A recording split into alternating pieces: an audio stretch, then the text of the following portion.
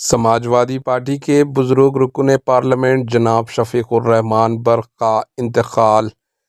Samajwadi party کے senior leader اور ہندوستان کے سب سے قدیم رکن پارلیمنٹ ایم پی جناب شفیق الرحمان برق منگل کو مراد آباد کے ایک پرائیویٹ اسپتال میں 94 سال کی عمر میں انتقال کر گئے۔ وہ ریاست اتر پردیش کے سنبھل پارلیمانی حلقے سے نمائندگی کرتے تھے۔ شفیق الرحمان کی صحت سے متعلق بیماریوں کی وجہ سے ICU میں داخل کیا گیا تھا۔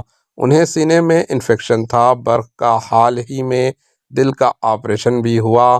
انہیں پہلے گروگرام کے ایک پرائیویٹ اسپتال میں داخل کروایا گیا تھا۔ سماجوادی پارٹی کے سربراہ اور اتر پردیش کے سابق چیف منسٹر اکھلیش یادو کچھ دن پہلے بیمار MP سے ملنے اسپتال گئے تھے۔